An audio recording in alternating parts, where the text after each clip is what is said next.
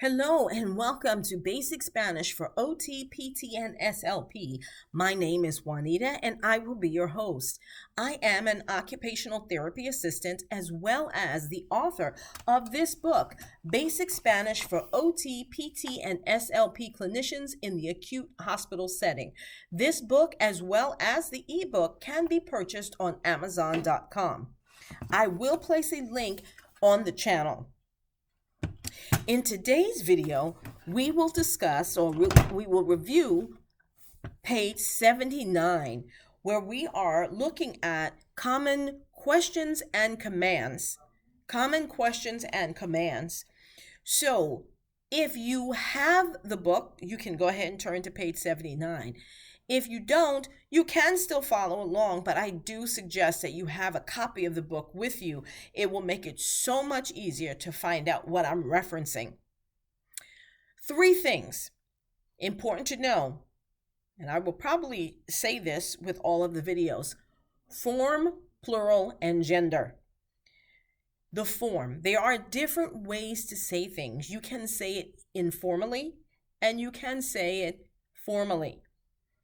There are different words used when you're speaking formally than when you're speaking informally. That's a big change from English, because in English, if I say sit in a chair, I'm saying please have a seat in a chair. Whether I say it formally or informally, we don't really have that. So that's something that you have to learn when you're speaking or learning Spanish. The second one is plural. If I wanted to say pencil, I say pencil. And if I wanted to say more than one pencil, I just add an S and say pencils. So the pencils. The pencil, the pencils. It's the same thing. In Spanish, it's not that way. So in Spanish, you have to learn how to say the word, then find out what the gender of the word is. So that's one of the things that's very important when you are learning Spanish. You have to know the form in which you're speaking. That's for your verbs. Then you have to know for your nouns how to say it if you're using plural or if you're using singular. And then you also have to know the gender that goes along with it. Okay? So, vamos a empezar. We're going to start page 79. The first one is, can you move your arms? ¿Puede mover los brazos? ¿Puede mover los brazos? ¿Puede mover los brazos? I've encouraged you in the past, use your visual cues. Use visual cues. It is very important and very helpful, because the idea can be received as to what you're asking them to do, even if you can't remember all of the words. Los brazos, los brazos. So it's relaying the message that you're saying, can you move this? But puede mover los brazos is the way to ask, can you move your arms? The next one, can you move your feet? ¿Puede mover los pies? ¿Puede mover los pies? ¿Puede mover los pies? So you're basically understanding, you should see a theme there. Puede mover means, can you move? And then you just add which body part you're asking them to move. The next one, the third one, can you reach down and touch your socks? That is something that we would very, very common to ask to assess command follow and range of motion. Very common.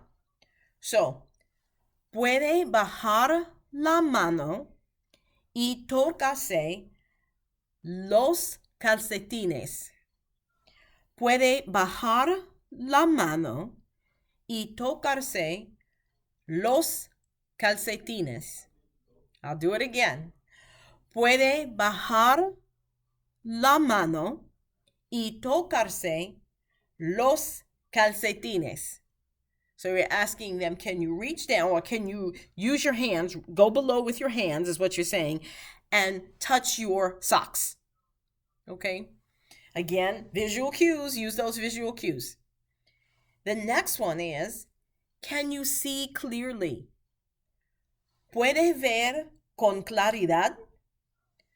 ¿Puede ver con claridad? ¿Puede ver con claridad?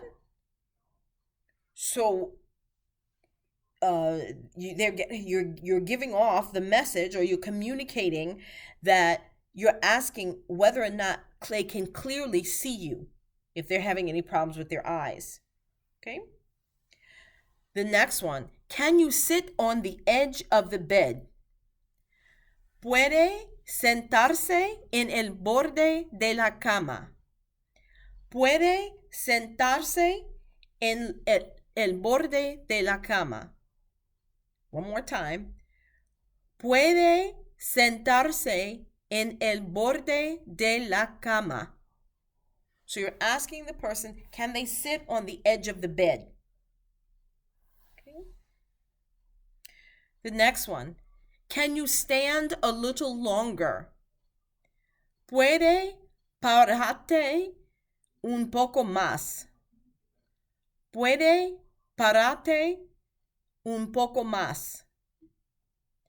Puede pararte un poco más.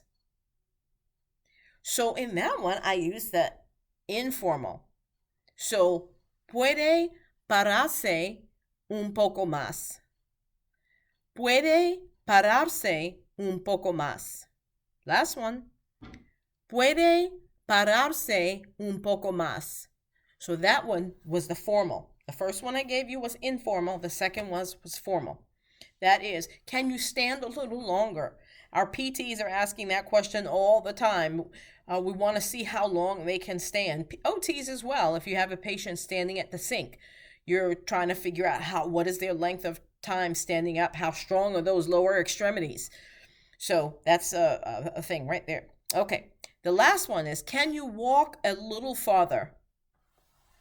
¿Puede caminar un poco más? ¿Puede caminar un poco más? ¿Puede caminar un poco más?